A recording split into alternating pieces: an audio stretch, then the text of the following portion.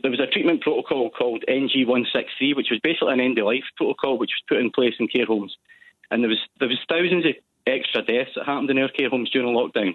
And that probably needs a criminal investigation, Connie. Good morning, Connie. How are you doing? I'm good, thanks. I'm good. It's really interesting just to get a sort of really wide range of people's thoughts on in this week in particular. What have you made of it all? Yeah, well, I've been watching the Scottish inquiry, Connie, and the UK inquiry this week. And what I think it highlights is, sadly, the lack of competence and professionalism in our senior politicians and our senior clinical leaders.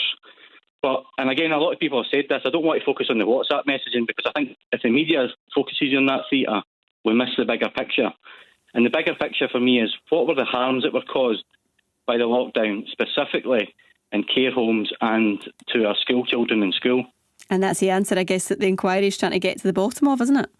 Yeah, I mean, Jim McMenamin gave evidence last week from Public Health Scotland that there was 5,000 patients discharged from hospitals into care homes during lockdown 1. And I believe 675 of those people died within 4 weeks of being discharged. And our care homes had 3,000 excess deaths during lockdown 1. Now, those weren't deaths that were caused by COVID. Those were deaths that I think were caused by the COVID treatment protocols and what was going on in care homes. So there was a treatment protocol called NG163, which was basically an end-of-life protocol which was put in place in care homes. And there was thousands of extra deaths that happened in our care homes during lockdown. And that probably needs a criminal investigation, Connie. I'm going to have to take those figures at face value, your word, because I don't have them in front of me. But I guess it's this wider picture of the policies at this point and whether or not these policies were the right thing to do, why these decisions were taken in the first place, and I guess who made those decisions. I think that this is a wider conversation, isn't it, about the outcomes and I guess what was the sort of rationale behind all of this. And I think there needs to be a level of accountability for who was it made those decisions. Was it Nicola Sturgeon? Was it Jane Freeman? Was it Gregor Smith or Catherine Calderwood? There needs to be a paper trail of how that decision was reached.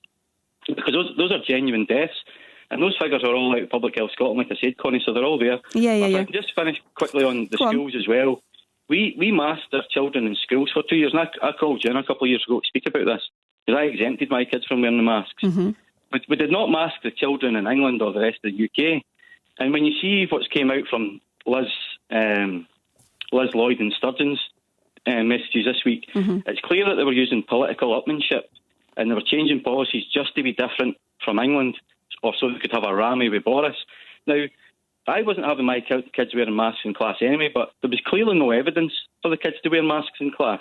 Yet we did that in Scotland for 2 years, so there was hundreds of thousands of kids forced to wear a mask in Scotland.